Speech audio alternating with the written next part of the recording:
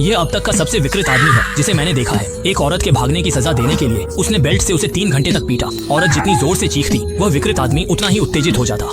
इसके बाद उसने एक जंजीर से औरत की गर्दन बांधी और उसे अंधेरे बंद तहखाने में कैद कर लिया ताकि वह अपनी इच्छाओं की पूर्ति के लिए उसे यौन दासी बना सके। कुछ दिन पहले लीसा अपनी सहेली के साथ बार में बातें कर रही थी और एक आदमी पास बैठा उसे घूर रहा था। लीसा ने उसकी जलती नजरों को महसूस कर लिया था। कुछ देर बाद लीसा का बॉयफ्रेंड उसे ढूंढता आया और दोनों के बीच झगड़ा हो गया। गुस्से में लीसा ने उसे एक थप्पड़ जड़ दिया। गुस्से से भरे बॉयफ्रेंड ने उसका मोबाइल जमीन पर फेंक दिया और उसे कुचलकर तोड़ डाला। लीसा ने उस पर ड्रिंक फेंकने की कोशिश की लेकिन उसके बॉयफ्रेंड ने उसे रोक लिया, जिससे सारा पेय खुद लीसा पर ही गिर गया। लीसा गुस्से और शर्मिंदगी से भर गई, तुरंत रेस्तरां छोड़कर चली गई। उसी वक्त एक मर्सिडीज कार उसके सामने रुकी। कार चला रहा वही आदमी था, उसे घूर रहा था। लीसा ने देखा कि सामने आदमी साफ सुथरा, हैंडसम है और महंगी लग्जरी कार चला रहा है। लीसा उसकी कार में बैठ गई। आदमी की मीठी बातों में आकर लीसा उसके साथ घर जाकर ड्रिंक करने को राजी हो गई। कपड़े गंदे होने से वह पहले बाथरूम में खुद को साफ करने लगी। आदमी ने अलमारी से 2 ग्लास निकाले, फिर एक में रहस्यमय दवा की कुछ बूंदें डाल दी।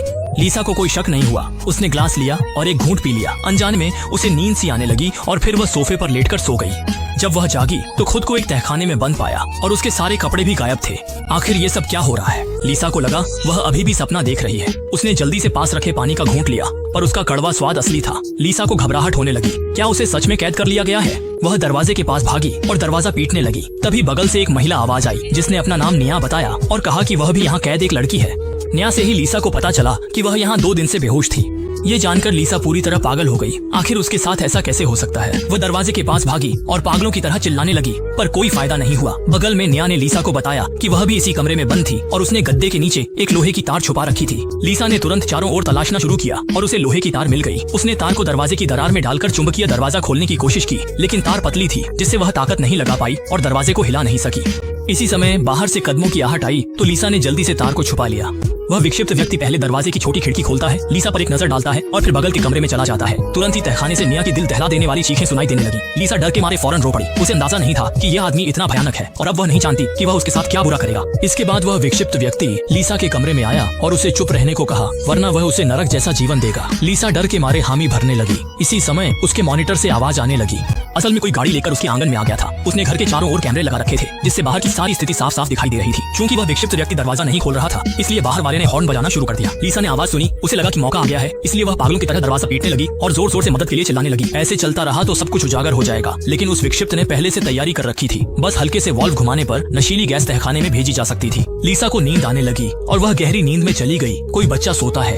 विक्षिप्त व्यक्ति बाहर गया और 2 मेहमानों का स्वागत किया लेकिन उसे यह उम्मीद नहीं थी कि वे दोनों पुलिस वाले हैं जो लीसा की गुमशुदगी की जांच कर रहे थे। लेकिन विक्षिप्त व्यक्ति ने इतने सधे हुए जवाब दिए कि कोई भी सुराग नहीं मिला। पुलिस को कोई उपयोगी जानकारी नहीं मिली इसलिए वे जल्दी ही उठकर चले गए। कुछ घंटों बाद लीसा जाग गई। उसने बगल में बंद निया से बात करने की कोशिश की लेकिन सामने से कोई जवाब नहीं आया। लीसा ने फिर लोहे की छड़ से स्टील के दरवाजे को पीटा पर इस बार भी कोई असर नहीं हुआ। उसने देखा कि स्टील के दरवाजे के ऊपर की दरार थोड़ी बड़ी है। उसने जमीन पर पड़ा धातु का बर्तन उठाया और उसे दरवाजे की दरार में डालकर उचकाने लगी। लगातार कोशिशों के बाद चमत्कार हुआ और उसने स्टील का दरवाजा खोल दिया। बाहर निकलते ही वह बगल वाले कमरे में गई ताकि निया के साथ भाग सके पर सामने का दृश्य देखकर उसकी रूह कांप उठी क्योंकि निया अब एक खून से लथपथ लाश बन चुकी थी।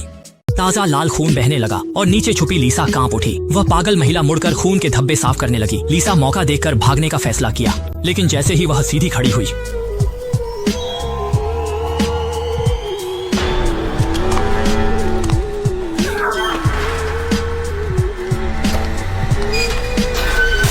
लीसा को लगा कि उसने उस विक्षिप्त को फंसा लिया है लेकिन उसे क्या पता था कि उसके पास एक अतिरिक्त चाबी भी है। लीसा ने जल्दी से चाबी ताले में डाली और तहखाने से बाहर भाग गई। विक्षिप्त जल्दी उसके पीछे भागा और एटीवी लेकर उसका पीछा करने लगा। क्योंकि लीसा ने जूते नहीं पहने थे उसके लिए दौड़ना मुश्किल था। विक्षिप्त को करीब देख लीसा पत्थर के पुल के नीचे भागकर एक छेद में छुप जाती है। विक्षिप्त भी उसके पीछे पुल के नीचे आ जाता है और चारों ओर लीसा को ढूंढता है लेकिन उसे कहीं भी लीसा का कोई सुराग नहीं मिलता इसलिए वह पुल के छेद से बाहर चला जाता है। लीसा छुपने की जगह से बाहर निकलती है और अंधेरे में दूसरी दिशा से भागने का फैसला करती है लेकिन उसे क्या पता था कि विक्षिप्त अचानक उसकी पीठ के पीछे आ जाएगा और सीधे उसे बिजली के झटके से बेहोश कर देगा। होश में आने के बाद लीसा फिर से उसी तहखाने में लौट आती है और विक्षिप्त उसे निया के कमरे में बांध देता है। विक्षिप्त लोहे की वह तार निकालता है और कहता है कि वह उसकी दोनों आंखें फोड़ देगा। लीसा डर के मारे आंसुओं से भर जाती है और कसम खाती है कि वह अब कभी भागने की कोशिश नहीं करेगी। लेकिन विक्षिप्त उस पर विश्वास नहीं करता बल्कि अपनी बेल्ट खोलता है और उसे कड़ी सजा देने की तैयारी करता है।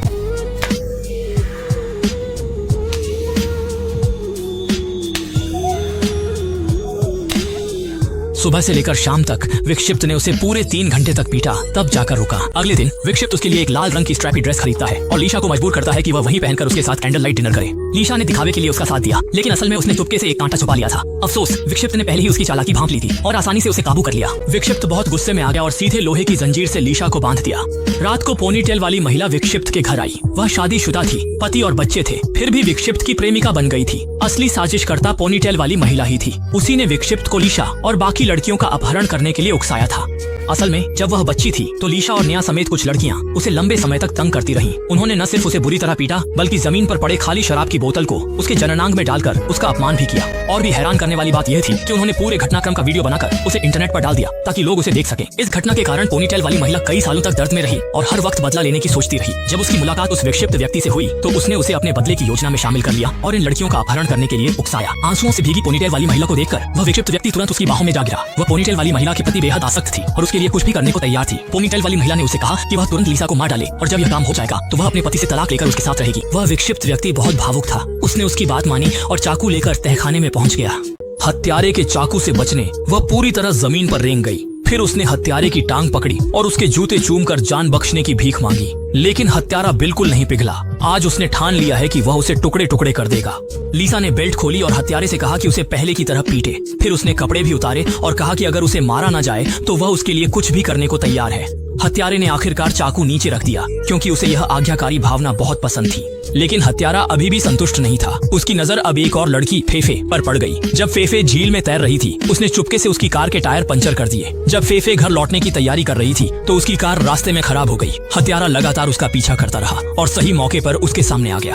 हत्यारा बहुत ही गर्मजोशी से पेश आया और कहा कि वह उसे पहले शहर तक छोड़ सकता है ताकि वह वहां से टो ट्रक बुला सके। अब कोई और रास्ता भी नहीं था, इसलिए फेफे ने ज्यादा नहीं सोचा और कार में बैठ गई। अब भी कार ज्यादा दूर नहीं गई थी कि हत्यारे ने अपनी असली मंशा दिखा दी और उसे अपने घर चलने के लिए बहलाने की कोशिश की। फेफे को कुछ गड़बड़ महसूस हुई और उसने तुरंत उससे गाड़ी रोकने को कहा। हत्यारा अपने शिकार को इतनी आसानी से कैसे जाने देता। उसने अचानक इलेक्ट्रिक शॉक स्टिक से उसे बेहोश कर दिया। इसी तरह तहखाने में एक और लड़की आ गई और वह लीसा की पड़ोसी बन गई। लीसा को बहुत आज्ञाकारी देखकर हत्यारे ने उसकी गर्दन से कॉलर खोल दिया। लीसा ने जानबूझकर बहुत लगाव दिखाया और आज्ञाकारी होकर उसकी बाहों में चली गई, जबकि असल में उसका मकसद हत्यारे की जेब में रखी चाबी थी। अच्छी बात यह रही कि हत्यारे को कुछ पता नहीं चला और होशियार लीसा ने चाबी चुपचाप चुरा ली। अब चाबी मिल गई थी तो भागने की उम्मीद भी जाग गई थी। वह बेसब्री से दरवाजा खोलने की कोशिश करने लगी, लेकिन उसे पता चला कि ताले का छेद बाहर की तरफ है, अंदर से तो कोई स्लॉट ही नहीं है। पिछली बार लीसा लगभग भाग गई थी। हत्यारे ने इस कमरे के दरवाजे का ताला फिर से बदलवा दिया था। इसी समय बगल वाले कमरे में फेफे जाग गई।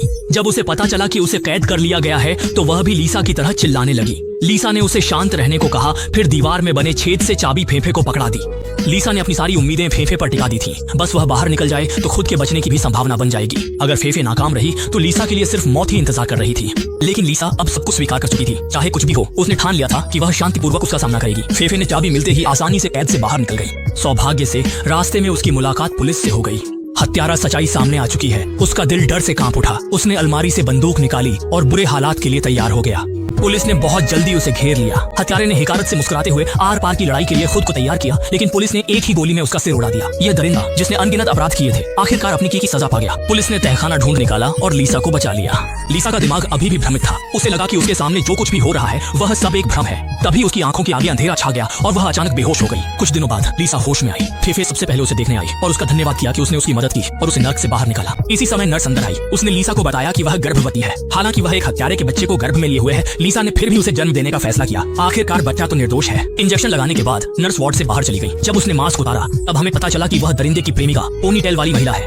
उसकी क्रूर नजरों को देखकर साफ था कि वह इतनी आसानी से हार मानने वाली नहीं है। कहानी यहीं पर खत्म होती है। मुझे यकीन है कि आगे और भी रोमांचक घटनाएं होंगी, तो चलिए हम सब मिलकर उनका इंतजार करते हैं।